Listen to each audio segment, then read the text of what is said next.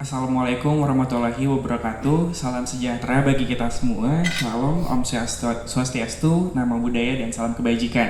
Selamat pagi untuk sobat-sobat Link Aja, baik yang hadir di Bali Collection dan juga yang menonton melalui Instagram Live Link Aja yang ada di rumah. Di weekend yang cerah ini, kita kedatangan tamu-tamu yang spesial. Kita ingin membahas mengenai optimalisasi hasil BUMDesa dan juga UMKM. Nah, narasumber yang sudah hadir bersama kita di pagi hari ini, izinkan saya untuk memperkenalkan. Yang pertama ada Ibu Harlina Sulistiorini selaku Direktur Jenderal Pengembangan Ekonomi dan Investasi Desa, Daerah Tertinggal dan Transmigrasi Kemendes PDTT. Selamat pagi Ibu Harlina. Yang kedua, izinkan saya untuk memperkenalkan Ibu Yasmin Melia Sembiring selaku Head of Government Relations Kredit Pintar. Selamat pagi Ibu. Dan yang ketiga, tidak kalah kerennya, kita juga kehadiran Bapak Reka Sadeo selaku VP Corporate Secretary Link Aja. Selamat pagi Pak Reka. Baik, terkait topik di pagi hari ini yaitu mengenai optimalisasi hasil BUMDes dan juga UMKM. Langsung saja kita boleh tanya kepada narasumber yang pertama, yaitu Ibu Harlina, Bu.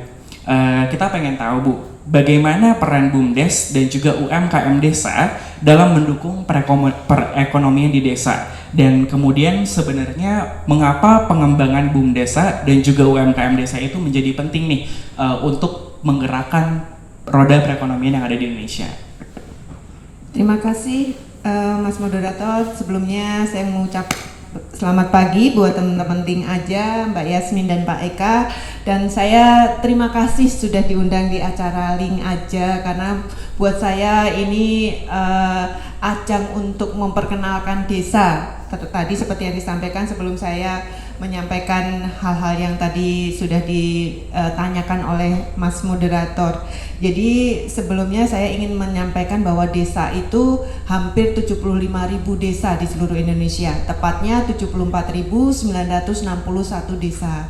Nah, tentu desa-desa itu sangat beragam ya Mas, dari Sabang sampai Merauke itu kriteria kategori desanya sangat beragam. Ada yang masih sangat tertinggal, ada yang sudah mandiri. Dan tentu salah satu poin utamanya adalah terkait dengan penguatan ekonominya. Bagaimana ekonomi di desa itu bisa dikembangkan, tentu terkait dari pelaku usaha, sumber daya yang ada, dan bagaimana ekosistem dari desa itu bisa mengembangkan sumber daya yang ada di desa.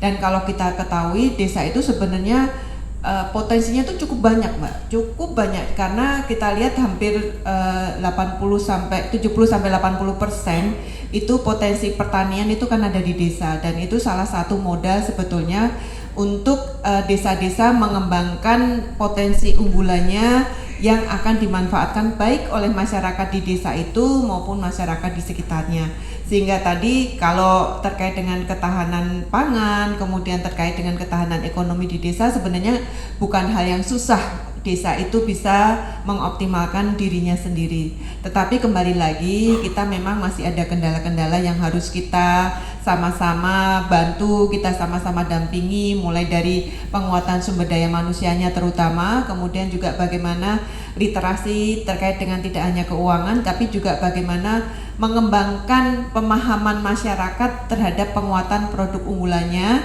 dan juga bagaimana masyarakat mencintai produknya sendiri. Jadi ini salah satu juga sekaligus saya menyampaikan ke teman-teman di Link Aja, Bapak Presiden sudah memberikan instruksi untuk pemakaian produk dalam negeri.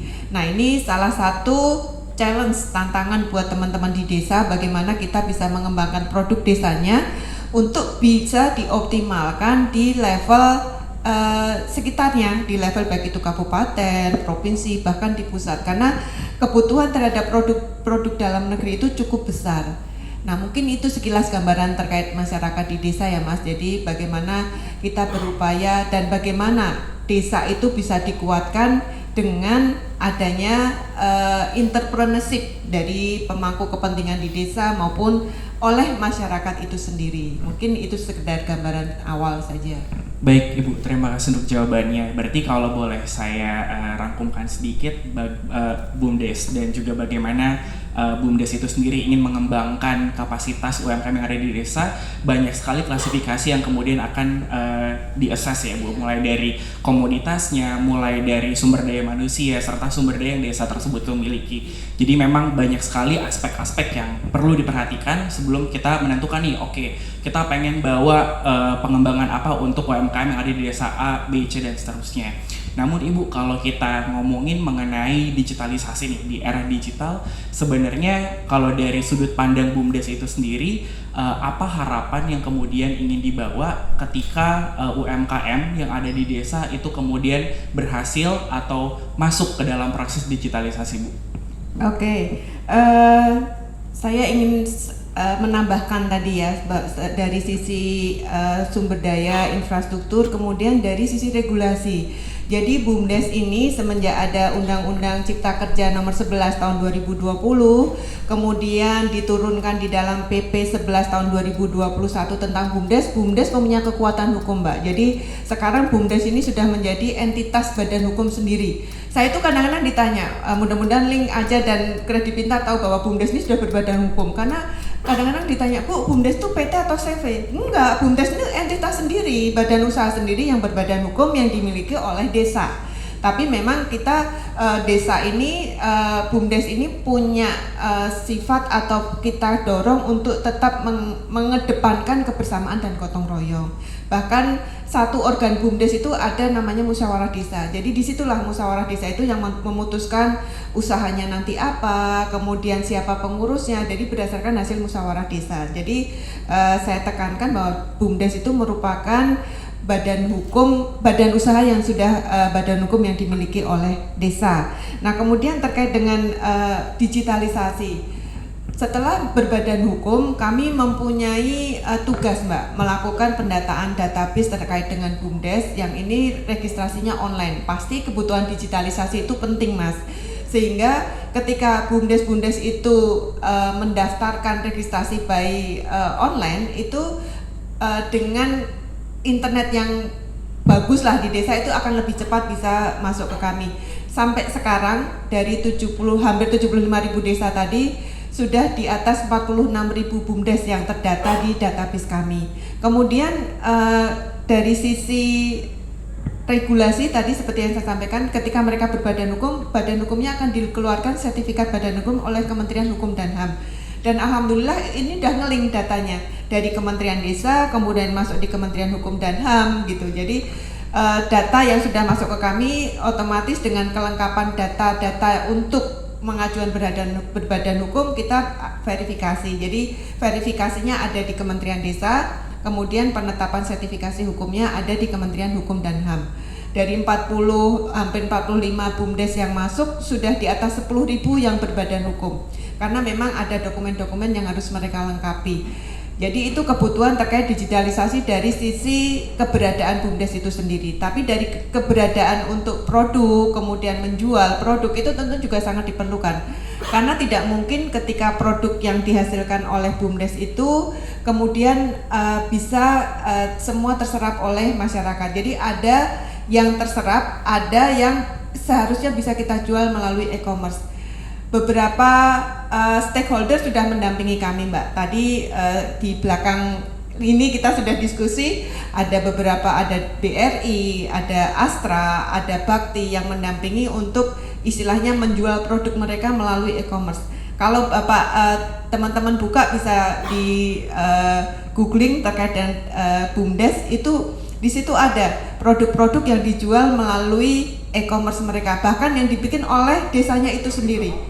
Salah satu pemenang desa berdirinya BRI itu membuat aplikasi sendiri untuk menjual produknya gitu. Itu sudah sendiri. Kemudian untuk wisata khusus kami Kementerian Desa mengeluarkan aplikasi Desa Wisata Nusantara. Nah itu kita juga memperlombakan desa-desa wisata yang dikelola BUMDes, termasuk yang tadi saya sampaikan di Bali ini ada Pantai Pandawa itu melalui Desa Wisata Nusantara. Kemudian pemenang dari Desa Wisata Nusantara itu seberapa besar like yang diberikan. Jadi tidak hanya dari sisi infrastruktur, tapi seberapa besar like yang diberikan di aplikasi itu, Mbak. Dan kalau Mas dan Mbak mengetahui di balik itu ternyata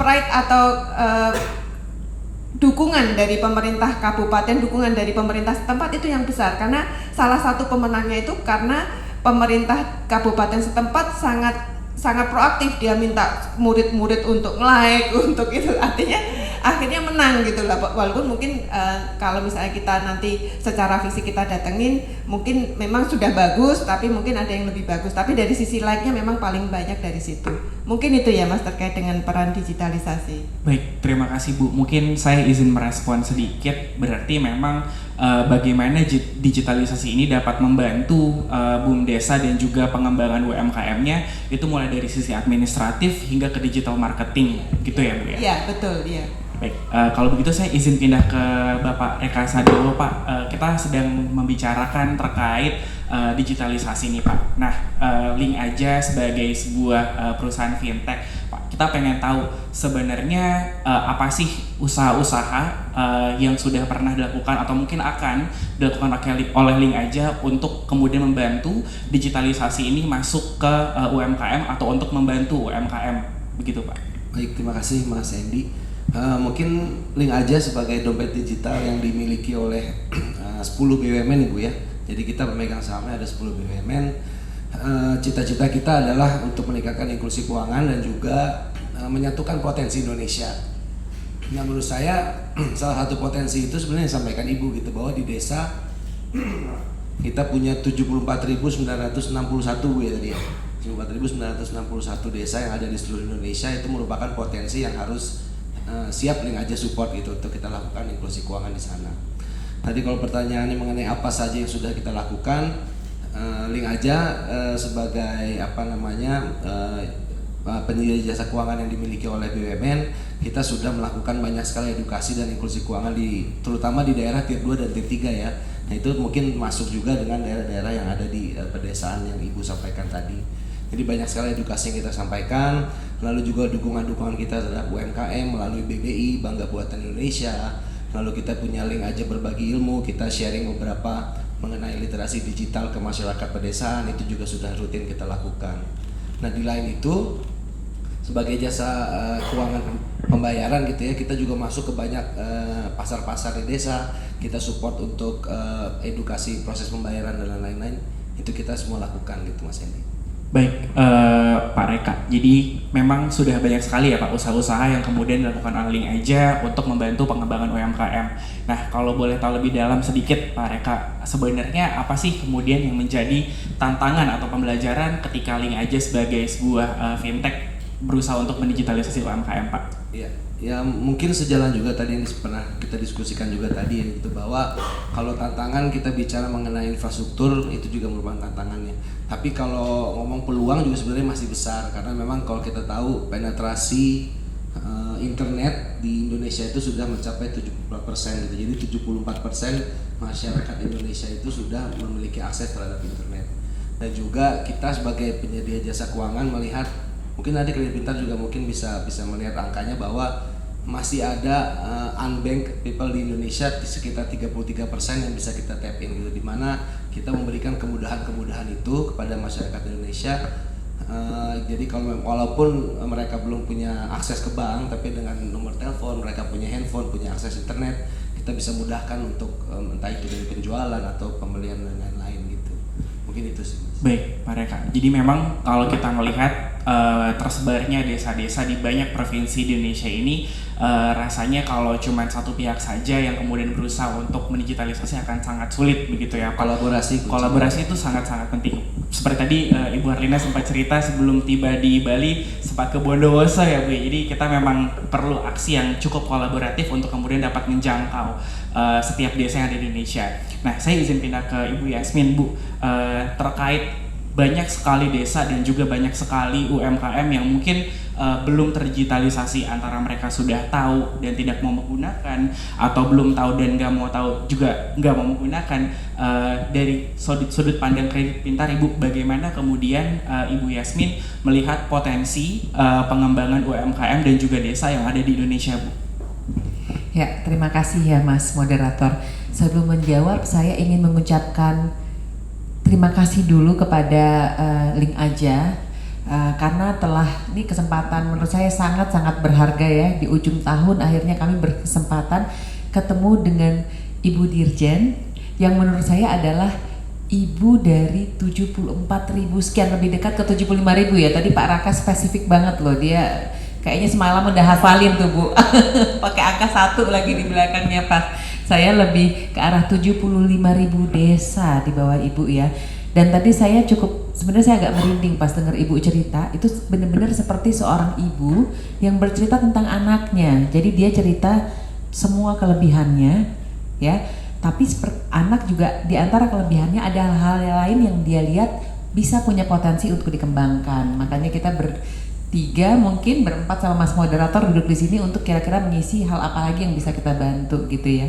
Terus tadi saya juga gara-gara Ibu Dirjen, saya jadi terpikir nih, nanti lain kali kalau kita jalan-jalan ke luar kota, mampirnya jangan hanya di kotanya aja, masuk juga sampai harus ke desanya, sampai main ke bumdes-bumdesnya gitu ya Bu ya. Luar biasa, Masya Allah.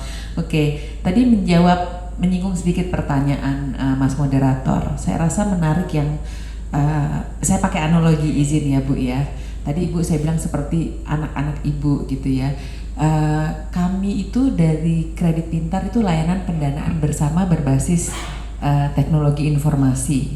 Di masyarakat umum sering acap kali ada stigma namanya pinjaman online atau pinjol. Walaupun sebenarnya tidak terlalu tepat tuh Mas Moderator. Karena layanan pendanaan bersama berbasis teknologi informasi ini dia dua arah. Ada peminjam, ada juga kita mempertemukan antara orang yang kelebihan duit dan orang yang kekurangan duit, kurang lebih gitu ya. Jadi tadi balik lagi ke anak-anak, tadi Ibu cerita sebenarnya si 75.000 desa ini sudah self-sufficient, izin ya Bu ya. Sebenarnya dia sudah swa ekonomi, swa ini, jadi sebenarnya sudah self-sufficient. Nah, di mana kami bisa bantu? Saya rasa analoginya tadi, namanya anak-anak ada gula-gula nih Bu gitu. Kalau dengan kadar yang tepat, saat mulutnya lagi pahit dikasih manis-manis gula-gula, ya bagus-bagus aja gitu ya. Tapi kalau kelebihan ngasih bisa berbahaya. Nah, kami itu hadir tadi sebagai suplemen, karena tadi sudah cukup sebenarnya, tapi kami hadir sebagai suplemen. Suplemen ini adalah suplemen yang sudah ada badan yang mengawasinya. Jadi kami di bawah OJK, dan saat ini di antara segitu banyak marak nama pinjaman online, yang di bawah OJK itu sebenarnya hanya ada 102 nama. Kami salah satu yang pertama kali mendapat izin. Jadi memang tadi kita juga udah ngobrol bareng Bu Dirjen, bareng Pak Raka juga, adalah sangat penting memastikan bahwa sebelum menggunakan produk pinjaman online, dalam hal ini Kredit Pintar, itu sangat mudah Mas Moderator. Tinggal tinggal isi aplikasi. Tadi Ibu juga udah cerita di desa-desa itu salah satu untuk masuk BUMDes harus punya internet. Biasanya kan kalau punya internet pasti ada pelengkap pendukungnya, udah ada handphonenya sudah cukup canggih untuk mendukung itu gitu ya. Jadi aplikasi kami bisa di-download di situ, dalam waktu kurang dari 2-3 jam dananya sudah cair. Jadi mudah sekali sebenarnya. Tapi tadi jangan sampai kelebihan gula, jangan sampai dia karena mudah cair tiba-tiba akhirnya over leveraging gitu. Jadi kalau Mas tanya potensinya bagaimana, menurut saya potensinya sangat besar, karena kami selama ada infrastrukturnya, selama ada internetnya itu bisa diakses, dan saya rasa kebutuhannya juga pasti ada, tapi memang merupakan PR bersama untuk memastikan literasi dan edukasinya sudah tersampaikan. Moga-moga menjawab ya Mas Moderator. Baik Ibu, berarti izin saya rangkum sedikit, tidak hanya dari sisi infrastruktur saja atau kesiapan desanya, namun apabila, kalau saya izin pakai analogi yang sama ya, ketika kita pengen ngasih pinjaman modal gitu kepada kepada UMKM, kita juga harus pastikan ini si anaknya yang kita kasih permen ini tahu cara makannya kayak gimana, makannya berapa kali sehari dan seterusnya, sehingga kemudian tidak ada case over leveraging. Mungkin kalau kita pakai financial case yang mirip seperti crowdfunding misalnya, itu kan nggak boleh sembarangan juga ya dari para pemodal untuk sampai turun ke usaha-usaha yang kecil dan juga menengah, agar kemudian kapitalnya tidak disalahgunakan atau malah balik lagi sebenarnya ke istilah over leveraging tadi ya Ibu. Kemudian izin pindah ke pertanyaan selanjutnya ke masih ke Ibu juga, terkait kredit pintar, melihat sebenarnya seberapa accessible kita sebagai pelaku industri dapat membantu untuk mendigitalisasi atau mungkin untuk mengembangkan secara general usaha-usaha yang terletak di desa, dalam konteks kan agak sedikit terpencil ya Bu ya. Kayak tadi Ibu sempat cerita pas turun ke Lombok, kalau tidak salah itu hanya baru sampai ke kotanya saja, cuman yang memang butuh aksi yang kolaboratif untuk sampai ke pedesaannya. Itu seperti apa Ibu? Boleh diceritakan? Ya. Thank you Mas Moderator, saya harus minta izin dulu sama Desa itu sebelum menjawab. Izin Bu Dirjen, menurut saya adalah tanggung jawab kita semua, bukan hanya di industri tapi kita semua, untuk memastikan saudara-saudara kita se-Indonesia Raya ini sama mempunyai akses yang sama dengan kita-kita di sini gitu ya. Alhamdulillah kita punya Kementerian Perdesaan yang kalau tadi saya dengar ceritanya Bu Dirjen bener-bener mengawal terus gitu ya. Tapi ya tentu aja seorang Bu Dirjen mengawal 75.000 desa, 75.000, hampir 75.000 desa, rasanya nggak fair kalau beban itu di pundak beliau saja. Jadi bagi saya, menurut saya semua dari kita punya kewajiban itu, apalagi kami Mas, karena kami itu tagline-nya itu inklusi keuangan. Sebetulnya kami hadir itu karena ada kebutuhan inklusi keuangan yang selama ini mungkin belum bisa terjawab sepenuhnya oleh industri-industri keuangan konvensional. Karena industri kami ini, nah itu baru hadir itu baru 4-5 tahun terakhir. Sementara bank-bank, Pak Raka, Mas Moderator dari BUMN, bank-bank BUMN itu udah hadir puluhan tahun sebelumnya. Tapi memang itu masalah wajar di negara kita yang sebegitu luasnya, infrastruktur ya, inklusi keuangan itu. Jadi memang PR kami untuk menjawab. Jadi kalau Mas tanya apakah bagaimana view kami terhadap itu menjadi tanggung jawab bersama, tanggung jawab kami khususnya. Dan memang itu misi kami Mas, untuk menjangkau lebih banyak lagi konsumen di daerah-daerah terpencil. Nah tadi infrastrukturnya memang tadi Pak Raka juga udah bilang ya, ada 33% yang underbanked gitu ya. Makanya kita akan rajin keliling-keliling untuk memastikan si underbanked ini aware atas apa saja hal yang bisa dapat diakses gitu, termasuk keliling bersama semua pemangku kepentingan, apa aja hal yang bisa diakses, bagaimana mengaksesnya, dan bagaimana memastikan aksesnya tadi produktif buat mereka, bukan malah jadi akhirnya buah si malakama gitu ya Bu ya. Tadi saya suka sekali, saya yakin mungkin Mas Moderator akan nanya, tapi saya curi start duluan karena saya bilang pelajaran yang saya bawa hari ini Bu Dirjen itu adalah kita semua di sini sama-sama memastikan bahwa pengguna produk kita itu jangan hanya semata-mata jadi konsumen gitu ya Bu. Itu bagus sekali menurut saya, karena kami pun sebagai lembaga penyedia jasa keuangan itu memang kami inginnya pinjaman yang kami kasih itu berbuah memang menjadi solusi gitu ya Bu ya, solusi, bukan hanya semata-mata malah jadi akhirnya kejebrus ke jurang. Jadi bukan hanya sebagai konsumen, tapi dengan pinjaman yang kami berikan insya Allah bisa berbalik arah menjadi produsen. Kurang lebih gitu. Menjawab nggak Mas ya? Menjawab Ibu. Berarti sebenarnya selain inklusi keuangan yang ingin dibawa, satu hal yang ingin dipastikan melalui literasi atau edukasi terkait digitalisasi ataupun pinjam-meminjam adalah agar tidak terciptanya atau tidak terframingnya bahwa pinjaman untuk mendukung UMKM ini sebagai sebuah debt trap atau jebakan hutang piutang gitu ya. Kalau begitu saya izin pindah ke Ibu Harlina. Ibu, terkait infrastruktur Ibu Harlina secara spesifik, menurut Ibu apakah sebenarnya desa-desa dan juga UMKM yang berada di dalamnya itu sudah siap Ibu untuk kita digitalisasi? Terima kasih Mas. Sebenarnya kalau dibilang dari sisi infrastruktur itu memang masih ada beberapa desa yang belum semuanya terjangkau secara bagus dengan internet.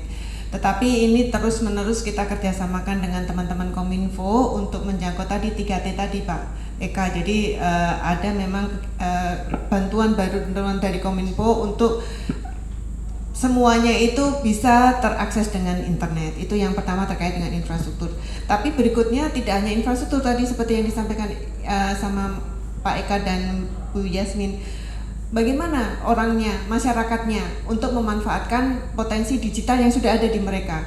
Tadi sudah dicuri start sama Mbak Yasmin, jangan jadi konsumen, jadi produsen. Nah itu yang juga kami selalu berikan pemahaman juga Mbak Yasmin. Jadi ketika desa-desa sudah mempunyai internet, sudah melakukan kolaborasi dengan teman-teman dari Bakti, bahkan tadi saya ceritakan ada desa yang memang menyediakan internet provider loh, dia sebagai penyedia internet provider sehingga masyarakat di situ terbantu dan membayar internetnya kepada mereka.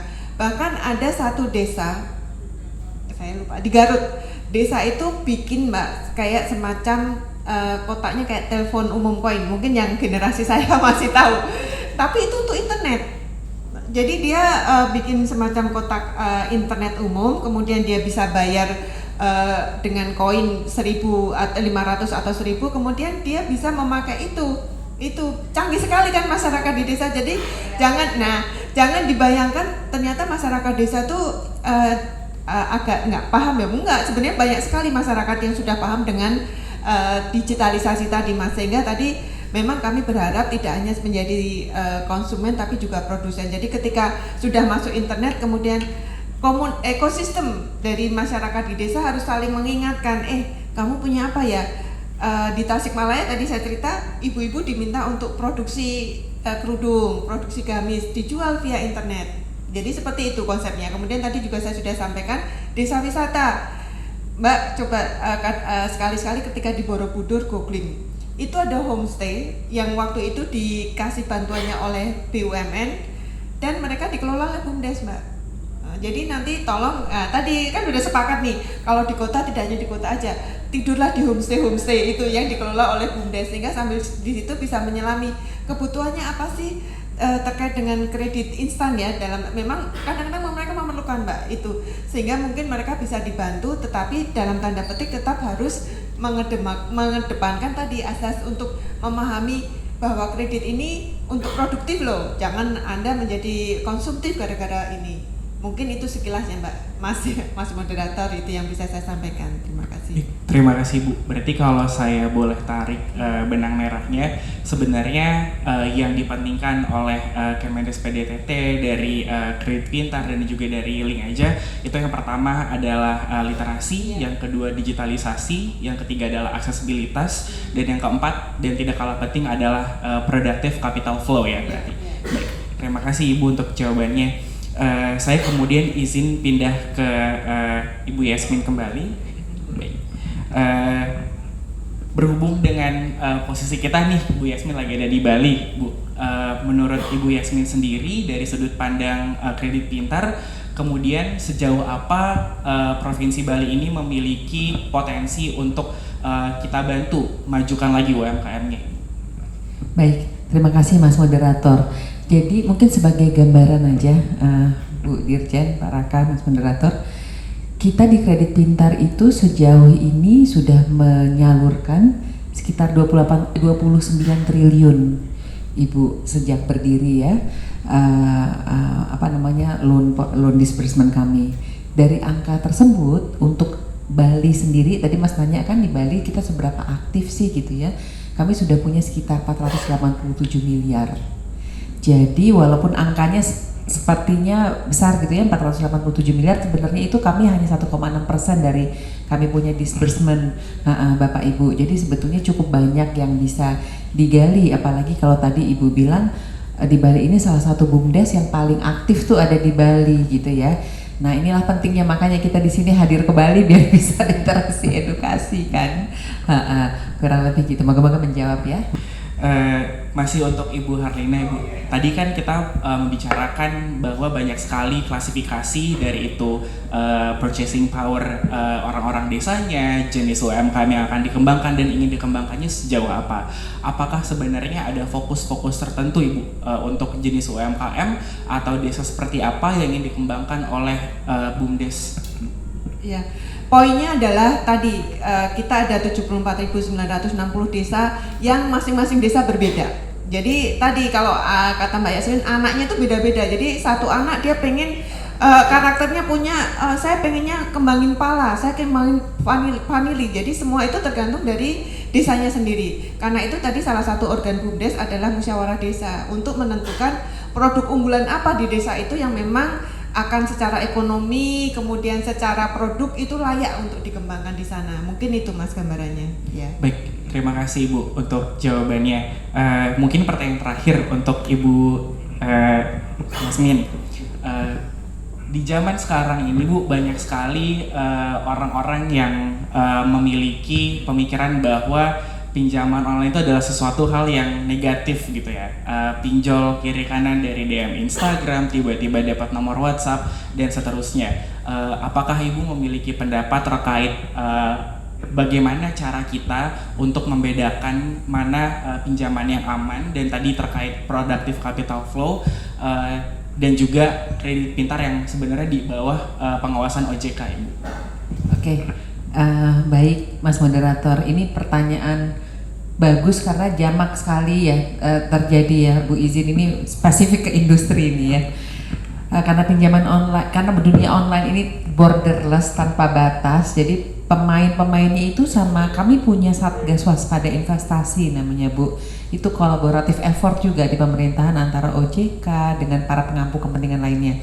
Itu udah puluhan ribu yang di take down Bu Dirjen, tapi gugur 1 hidup 1000 kayaknya.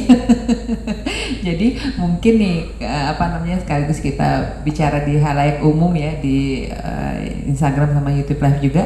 Sederhana sebenarnya membedakan pinjaman online yang legal sama yang ilegal.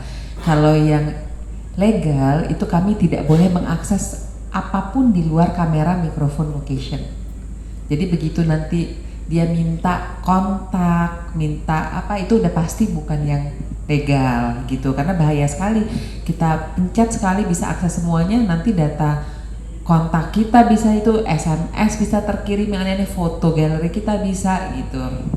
Itu satu.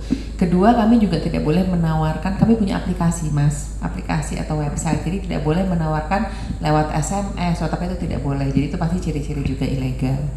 Terus juga dari tata cara dari pricingnya juga kami diatur. Jadi sama OJK itu kami maksimum itu 0,4% all in. Jadi kalau yang di luar daripada itu juga tidak boleh. Mungkin itu 3 indikator utama yang mudah gitu ya, yang dirian. Itu tadi dari yang ilegal. Tadi kan Mas bilang bahayanya stigma negatif pinjol gitu. Di luar yang ilegal, menurut saya juga ada kepentingan masing-masing peminjam, karena karakteristik pinjaman online di kredit pintar lah misalnya ya, kita ambil contoh, itu memang mudah sekali Mas. Mas Moderator tinggal download aplikasinya, kita juga kerjasama sama link aja ya Mas ya, bahkan bisa nggak usah lewat aplikasi kredit pintar loh, buka link aja, di situ ada linknya, klik gitu kan, kredit pintar, udah gitu kasih KTP, foto selfie, liveness detection sebentar, 5-10 menit, abis itu udah bisa di disburse Bu, gitu. Orangnya nggak pernah kelihatan gitu kan. Mungkin teman-teman tadi di pedesaan pintar-pintar, kreatif, tapi melihat barang yang nggak pernah kelihatan, sejam 2 jam duitnya masuk, bisa diambil, link aja bisa lewat ATM, bisa lewat gerai retail, udah keluar duit. Ih gampang banget ya gitu kan.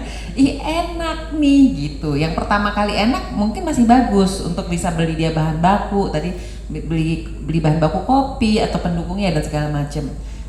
Berikutnya karena gampang, minggu depan ada kebutuhan anaknya, misalnya minta baju baru atau minta handphone baru, coba lagi gitu. Jadi dapat lagi gitu kan. Ternyata jadi udah nagih ya. Jadi ketagihan Mas. Yang bahaya itu kan kalau di luar dari yang secukupnya ya kan.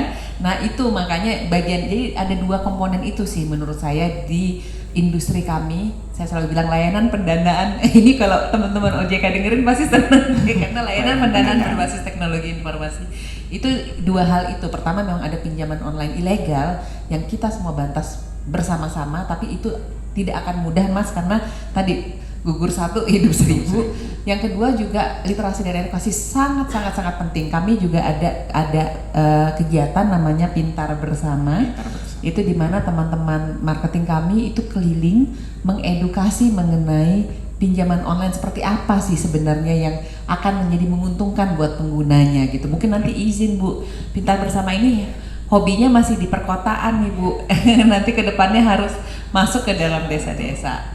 Ya gitu, moga-moga bisa menjawab. Menjawab sekali Ibu untuk pertanyaan yang barusan. Mungkin untuk menutup sesi talk show atau ngobrol santai kita di pagi hari ini, Ibu Yasmin, Ibu Arli dan Pak Reka, saya izin meminta closing statement. Mungkin bisa dimulai dari Ibu Yasmin ke Bu Arlina hingga ke Pak Reka. Bu dirinya dulu ya. Udah lengkap ya? Enggak, oke, terima kasih. Jadi sekali lagi saya mengucapkan terima kasih. Tadi masukan dari teman-teman dari Link Aja dan dari Kredit Pintar, memang literasi keuangan di level desa itu sangat kita perlukan. Jadi ayo masyarakat desa, jangan Anda menjadi konsumen, jadilah produsen yang aktif yang bisa mengeluarkan produk-produk desanya ke masyarakat dunia. Karena kita percaya desa bisa. Jadi tagline kami Kemendesa itu percaya desa, desa bisa. Gitu. Terima kasih. Dan satu lagi, membangun Indonesia dimulai dari desa. Terima kasih. Silakan masih perlu dong Bapak. Ya, mungkin sama spiritnya ya, maksudnya kita juga di sini baru pertama kali ketemu, kenalan, ternyata dari diskusi-diskusi seperti ini baru ketahuan gitu ada potensi yang ternyata kita bisa support bersama, kolaborasikan bersama gitu. Jadi kuncinya mungkin kolaborasi, semoga kita antara swasta, BUMN, pemerintah bisa sama-sama berkolaborasi, dan terima kasih atas acara ini juga kita bisa ketemu gitu ya Mas Andy ya. Mungkin itu sih terakhir ya. Terima kasih Bapak Reka. Mungkin izin untuk closing statement dari Ibu Yasmin. Iya, makasih Mas. Tadi udah bagus sekali. Mungkin saya hanya menekankan saja, kami dari Kredit Pintar siap untuk support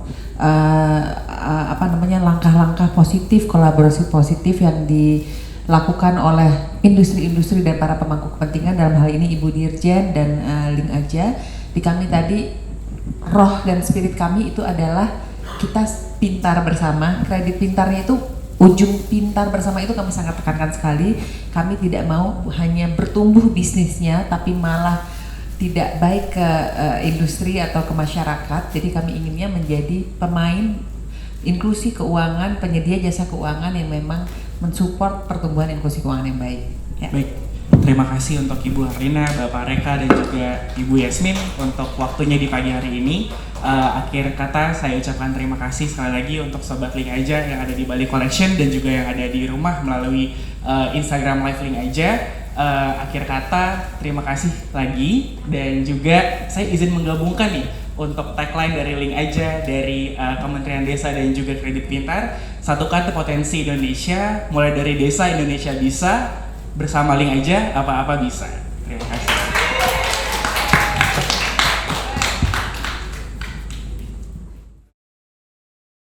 Bisa di Link Aja.